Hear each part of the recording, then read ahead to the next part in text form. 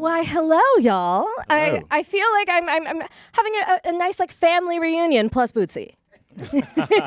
He's family. He's family. I mean, that actually kind of is the thing, too. There is always that friend who is also family. You go way, way back for better or worse. Yeah, no, that was one of the amazing things about doing this for me in a producerial role is having the luxury of going, gosh, who are the actors we can have inhabit these roles? And you know, we were very, very considered about that. But Bootsy was definitely one of those roles. For me, selfishly, you know, to create history in the show, I needed it to be someone who I was genuinely excited about that with. What I couldn't have accounted for is the level of chemistry that Bo and I were able to have. And just, I think of Bokeem as the walking, living embodiment of the tone of the show. He somehow just completely brought that, and it was just amazing to be with him as a result. Bokeem, what does it feel like to be the walking embodiment of the tone of the show? You know, it's high praise, especially coming from David. A lot of people don't realize that there were some folks who were trying to, you know, duck the opportunity to get on screen with him because he's like a prize fighter that nobody wants to fight. You know what I'm saying? And I initially turned it down sight unseen without even reading the script because they basically told me it's Thursday. If you want to work on this project with Paul Hunter, Aisha Carr, and David, then you know, you have to be on a plane tomorrow and you go to work on Monday. And I said, look, there's no way I'm getting in the ring with the boogeyman, you know, with 4 days notice. That's just not happening. You know what I mean? So luckily, you know, they acquiesced to my request for more time, and we were able to work it out. And it was just such a thrill to have this kind of natural, immediate bond with David and our characters. And it's still just going through this process now of it coming out. It's still really just it's such a great feeling. Yeah. I mean, that is one of those things where, like, when you're stepping into a situation like this, you want to have time, you want to be prepared, you want to be able to make those bonds between one another. I mean, Simone, what was that like for you when you got the opportunity to step into this one? Oh, there were a couple of hoops and steps that I went through before I got the job. And once I did meet David in person, it was in not Austin. What do I want to say? Austin, Dallas, Fort Worth. Yes. And he was so generous during that process that it made it all the more wonderful, if you could say. So when it came to then being able to be Astoria on set, it was like we had already started to establish a language as the characters, but then at the same time, David was very intentional about making sure that we had this history kind of in our bones. So we took dance class together, and I know this guy. Except no, because he was like, and it's going to be the waltz. And I was like, oh, just a quick waltz. But it was always in order for it to feel real, for them to feel like they had this history. And it's, you know, it's the benefit of working with a very talented and dedicated actor who is also the executive producer of the show. They were reaching into all of your trick bags with this one. The dancing, you didn't, I don't remember you singing, but there is violin. There is violin. You're talking about being prepared. Bokeem said no. I should have said no. I did not. That was my fault again. But that was one of the amazing things about doing the show was that when you have this amazing group of actors, when you have a group of producers who are incredibly creative, and for me personally, the projects I had done, I had traditionally been the only Black producer on almost everything I had produced. And so what happens inadvertently is that you find yourself having to explain your existence because it's not other people's experience. On this project, I had 7 other Black producers. So we were like, let's go. So I went into Simone's trailer one day. I said, is there anything that you really wish you had been able to do on screen that you haven't been able to do yet? And she said, well, I grew up playing violin. I said, say no more. And so we worked that into the show. The reason why Simone is having a little bit of a conniption is that she rehearsed a particular song, and then I think you were throwing a little curveball, weren't you? Yeah, it's like 3 days before filming. Paul Hunter, the show creator, was like, no, I didn't want that song. I was like, the song that's in the script that we've been reading for like, I don't know, 4 months. He's like, yeah, no, that was just a placeholder. Huh? What? He's like, no. Here are these 6 classical pieces of music you've never seen before. Let's see if you can, get it together by Monday. But don't worry about it. Don't worry. There's going to be another person who plays the violin. She can do it. I was like, I didn't tell this guy that I played the violin so somebody else could play the violin. I said it so I could do it. And so it was a trial by fire. Our director decided on the day, she was like, you don't need the sheet music. I said, ma'am, I don't know this by heart. So it was literally, it was all of the things. It was do something every day that terrifies you. It was, yeah, so that I'm having PTSD. You were great. Yeah. You were great. I mean, this show really is all of the things, like you said. But I guess, Evan, I should probably ask you, did you have experience pole vaulting before the show? Well, I think, like, many actors will, I don't know, you just, like, whatever you need me to do, I'm your guy. So it's like, if you need me to pole vault, I can pole vault. So I haven't done it before, but I grew up doing track. So I kind of saw what it looked like. And I'm like, no, I can do this. So, yeah. Thank God I didn't bust my knee, but yeah. But now you can put it on your special skills section. I can. Resume. Yeah. Jahi, what was yours? What was the thing that what was your trial by fire in this project? I was chilling the whole time. I didn't do anything, Paul gave me some homework, studying up on old Billy Jack, and because I guess my silhouette in the show is directly inspired by that era, and that's a very singular point in cinematic history, I guess. So I did that, and I guess for me it was just character work of walking that line of not trying to be too jaded where the audience would be like, oh, I'm sick of this guy, he's insufferable, but also trying to be like, a kid, yeah. I've heard that Paul described the character as kind of like a Black Wednesday Addams. Oh. This is true. Yeah, I was tapping into that as well, but it wasn't hard for me because I can sort of just be deadpan anyway. But yeah, that was on the mood board as well. Yeah. Well, I'll say one bit of trial by fire also is the idea that, this is a story that is kind of like a surrealist, fantasized version of Paul's actual family. Y'all are playing characters inspired by his life growing up in the Valley. I mean, David, you can speak to that probably most since you've been on this journey since it was a short film. What was it like, bringing a different version of them to life?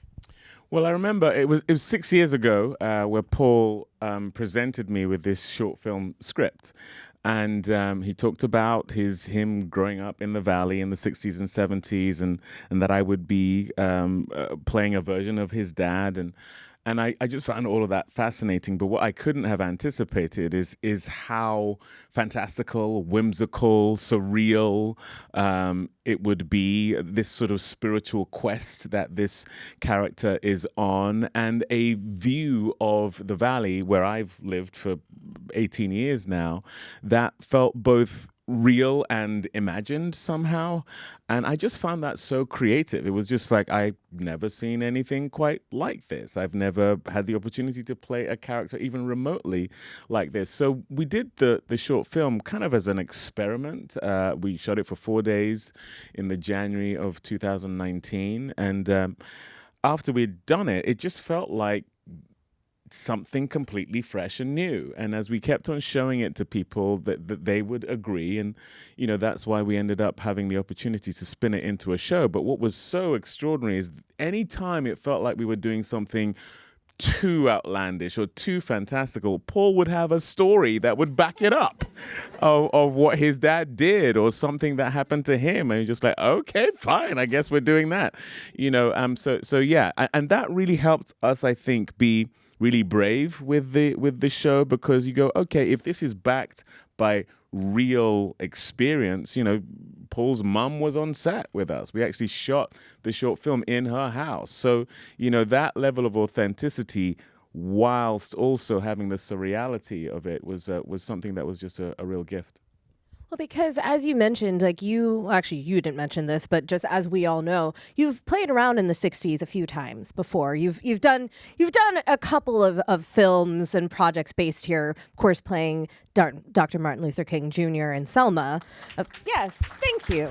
Thank you. But this is a very different tone and a different type of story. How exciting was that to explore a different element of this era? It was not only exciting, it felt radical, because the reality is almost every time you have black people in the 60s, it is showcasing civil rights, racial struggle, the challenges that black people were facing in this country at that time. Definitely, you're not spending time just with a family and the mundane issues they're dealing with, let alone it being whimsy and fantastical, and them all being as quirky as this as well, and each of them in their own way, and that somehow being something that is able to coexist within the same home. Now, my family are like that. I have 4 children and my wife, and we are super quirky. It's not until we go to a restaurant and we're being really loud that we realize we're kind of weird, because you suddenly have a lens on you, and I think there are probably a lot of people who can relate to that fact. But we very rarely get to see it in the context of a black family in the Valley, in the San Fernando Valley, let alone in a period piece. So that was a real gift in and of itself. It felt both fresh and familiar at the same time. What was the element of quirkiness you wanted to tap into with Hampton? Where did you start with that? The fact that he's a dreamer. The fact that, we called it government cheese because, as some of you may know, it's a government-subsidized food that, people weren't just going to chomp on a block of cheese. You have to make it into something. Is it a grilled cheese? Is it a macaroni cheese? And people got so good at making it into something great. And, I can tell. What was your favorite? What was the thing that you grilled cheese? There you go. Exactly. And people do that every time. They go, grilled cheese. Man. You can see people, it takes people back. Now, when that thing hits the doormat, that's not what you're thinking. So it's about how do you make nothing into something? And that's what this family does. He invents this self-sharpening drill. She wants to be an interior designer, pole vaulting, the Chumash Indians, for goodness sake. That for me is the thing that also I think is really relatable about the show. The fact that I think everyone aspires to be more and do more, and I just feel like the universal is found in the specific of this family. When we talk about be more and do more, I do want to say, Simone, you do a lot with a little with your face in this series. From the moment that you open the door. Those eyes. Tell me a little bit about figuring out, how Astoria was going to be as she is kind of balancing this new reality that husband's home. Right. Astoria is so not Simone in so many ways, which is a beautiful element to explore. And I think that the time period gave such a lens into what and how women at that time expressed themselves. This is not 2025. We're not watching a reality show. And so when your husband shows back up after 3 years in prison with no phone call. I kept reading the script. I was like, so he didn't call? Paul's like, nope, didn't call. And You're welcome. Right. And it's like with that exact same intonation when he shows up too. He doesn't even talk like that any other time. Yeah. I know. And story. the audacity, right? There was something that was taken out of the script where Hampton, she turns around and Hampton is pantsless because he's like, hey, and I'm back.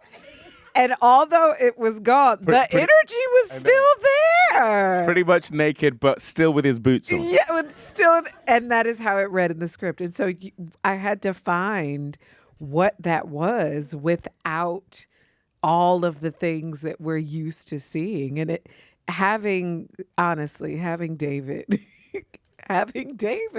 it's hard not to just have that look on your face. I don't know how to take that. Oh, gosh. It was hard for me to keep a straight face. Every time you go... Actually, that is a good question for all of y'all. In that same idea, how did you keep a straight face during some of this? Because it does just get a little wacky sometimes. And I imagine there are some great breaks that each of you had.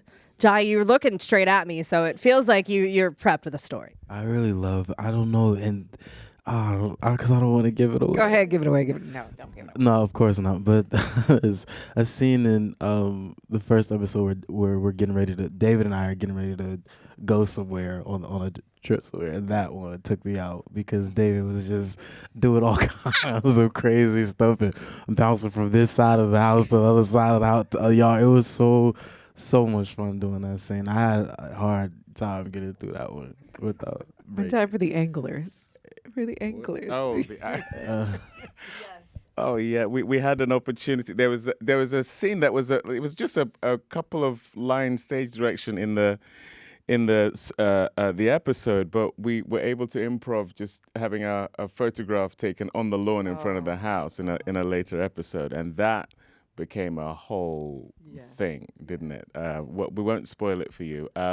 But mine was Bokeem in the episode I think you just saw, and he was talking about still nursing that shrapnel and numb.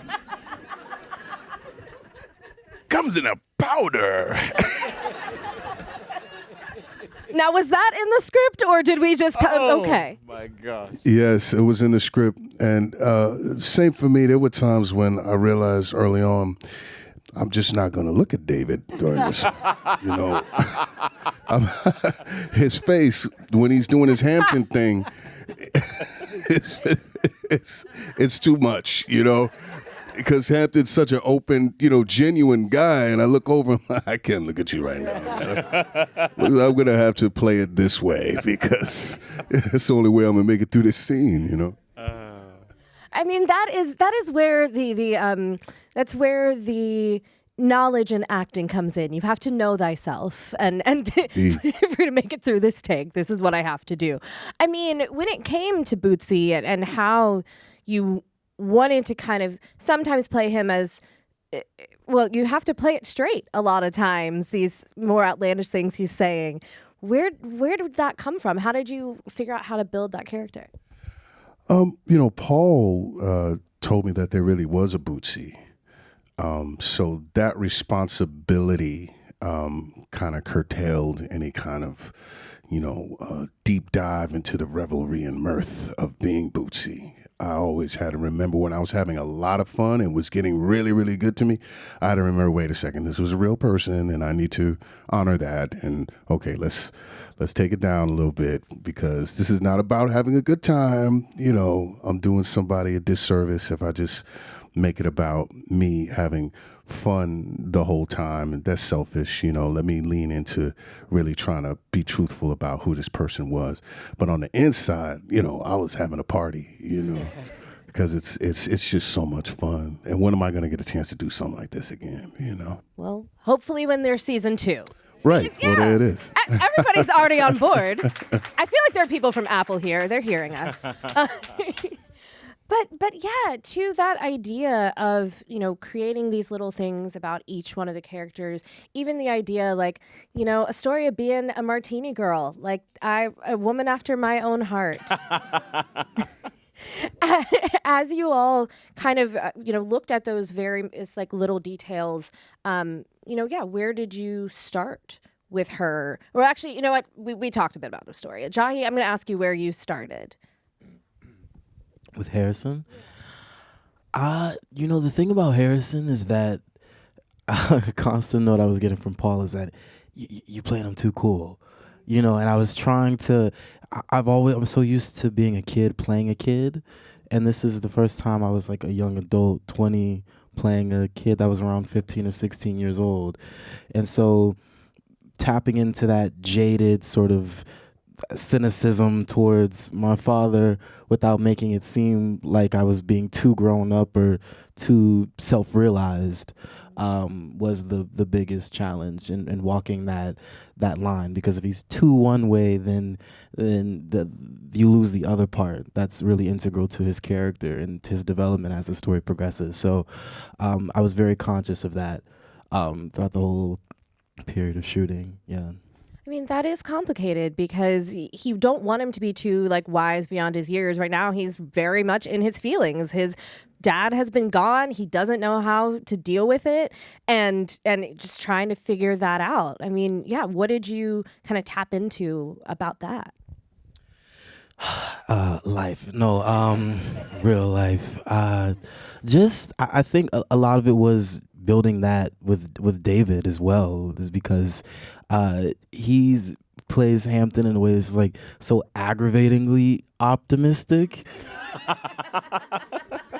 And it's like, I was like, it is aggravatingly optimistic. Like, you ain't shit, right? You know that. Like, there's not even a hint of cynicism. Like, yeah, like no, this but positive's gonna work out. No, it's just and it was Paul too, like trying to understand like he's a kid and he's looking for guidance and he just doesn't know where to put all of that energy, so it comes out in his obsession with the Chumash culture and the sheer absurdity of that. This is a black kid who has no connection to this culture.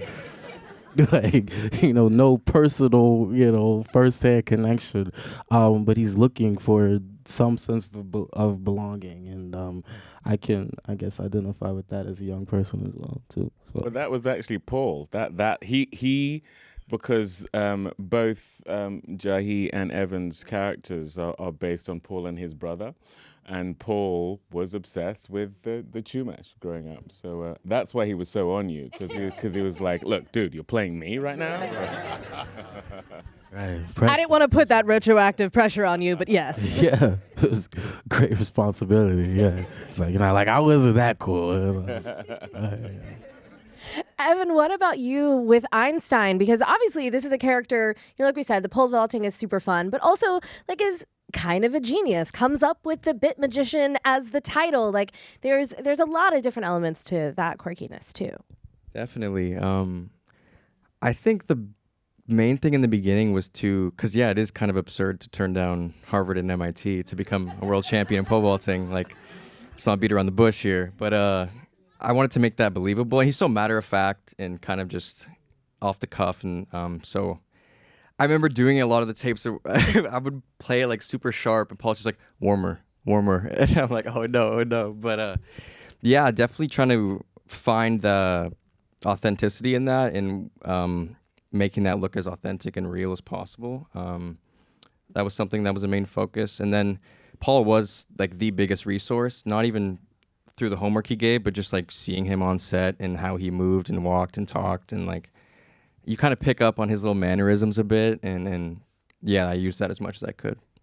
What was something that you picked up when you were observing Paul? He's very like a man of few words, I think, and he'll just like, I don't know, he's very quiet too. So you just like, Einstein's very curious, so I think Paul himself is an observer in a way, and he's very just not like a wallflower or anything, but just he's very much like he sits back and kind of watches everything, and I think I kind of tried to take that into Einstein's character a lot.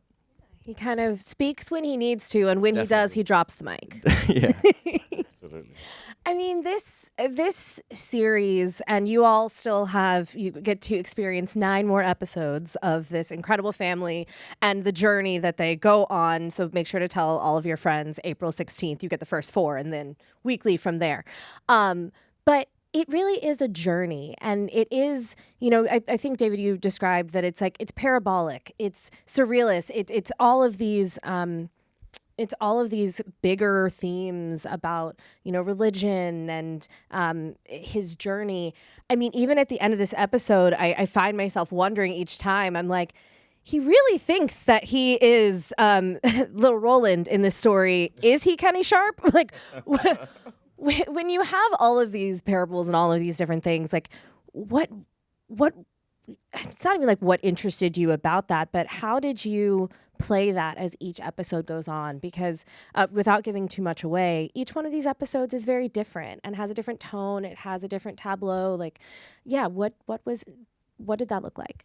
I was just incredibly intoxicated with the idea of playing someone whose inner life was on the screen. I think all of us, whether you have a religious practice or not, I think we can all understand feeling lost and looking for guidance, looking for signs. Do I obey my instinct, or do I listen for what is going to be the thing to get me out of this situation? And with Hampton, he, in prison, as a lot of people do actually, found something that got him through that very challenging time, and it manifested in this invention, this eureka moment of a self-sharpening drill. Genius.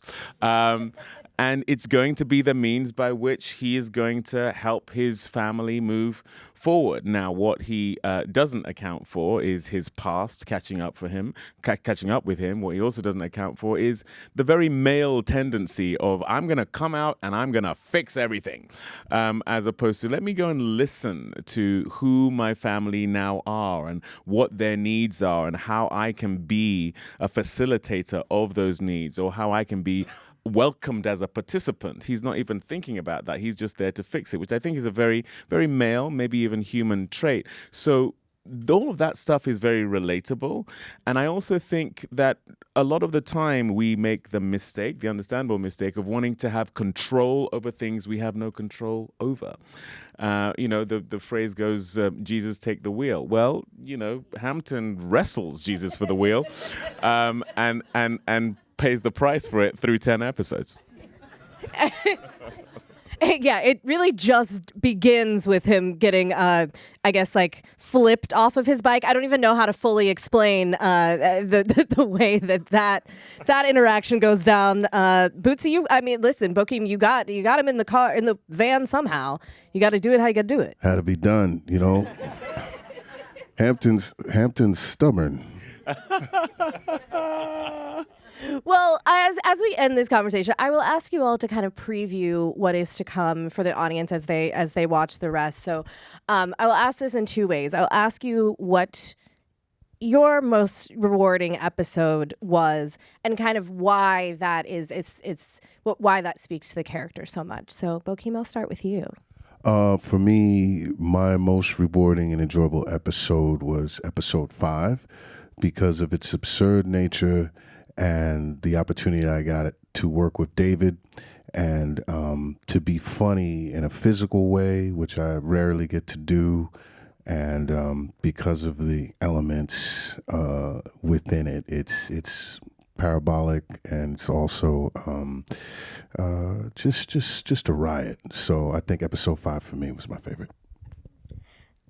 Yeah, go ahead. Yeah, I think it's episode 10 where the scene that I'm thinking of takes place, and I think Einstein thinks of him and Hampton as equals and fellow intellectuals, and I think we kind of have a fun little, moment between these businessmen, I guess I'll say, that I thought was very, it was a lot of fun to play out, and I think you guys will enjoy it, and there's a really cool dynamic between Einstein and his dad. I mean, David's over here giggling, so I think he felt like it was pretty fun. Oh, yeah. It was a lot of fun. It's absolutely ridiculous. I would have to say episode 6, because David and I also do a lot of great work, and it just loved it because it up until that point you see Harrison in a sort of one-dimensional sort of way. He's has a hard exterior, and then at some point you see him soften a little, and a lot of that has to do with David and I's connection. Just without, because we want you to watch the episode, but just a beautiful depiction of father and son, and loved it. Loved shooting that one. It's a gem for sure. Episode 7 for me, right? It's 7. I haven't seen it. That's okay. We've got your back. Thank you. But interestingly enough, the only member of my family that I spend time with is Einstein. Everyone else are characters who Astoria has no connection to. It's a neighbor, it's a parole officer, it's a woman who's a figment in her imagination, a child. It is a wild just cast of characters, and those actors were all incredible. But it was an episode that just really stretched me in ways, feeling comfortable in a lot of ways. And so it was also the infamous violin moment. So you guys are going to see it one way or the other. See, y'all have to watch through at least episode 7 to know what we're talking about. But truly, this is why we ask a question like this. David, bring us home. Well, I'm gonna cheat and basically, it's very difficult for me to pick an actual episode, but the arc, the theme in it that I really enjoyed playing is the will they, won't they between our characters, because he comes out of prison and immediately thinks, well, they will, and spends 10 episodes trying to worm his way into her heart, into her bed, and trying to get out of the garage. Yeah, exactly. And I just found those interactions very layered. You know, they were emotional, they were fun, they were chaotic, they were irreverent, and I think sweet as well. I just loved that he was a character that, despite all of his rough edges, despite all of the things about him that are questionable, he loves this woman, and just the journey, the hoped for journey back to her is something that was just a lot of fun to play. I mean, we literally see that in this episode as you two stand on opposite sides of that wall.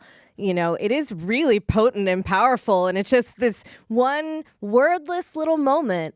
I mean, actually, before we go, will you tell me about shooting that? That was a Paul cinematic thing that I wasn't aware of. I don't think in that moment. Right. I don't think I was. Yeah, I and that's the genius of Paul, and that's what visual story looks like. It's what you can't do, with a radio play or on a stage in quite the same way. It's all about the framing of that shot. But the genius of Simone, to me, in that moment, and we were at a screening of the show last night. It's the twinkle of a smile, sad smile she has, despite the amount of pain that they're clearly going through. I just think is also typifies the tone of the show, that sadness and this sort of irreverence and almost this wisp of joy can all coexist at the same time. Like, is she happy about him being home, or is it about the martini? You know, it's that kind of layered performance that I think is what you strive for. And I saw it again last night, and I just thought, wow, that is really high level acting, and you know, that's one of the things that we were blessed with in this show with this incredible group. Thank you all so much for coming. Please tell all your family and friends. Government Cheese, April 16th. Thank you. Thanks, guys.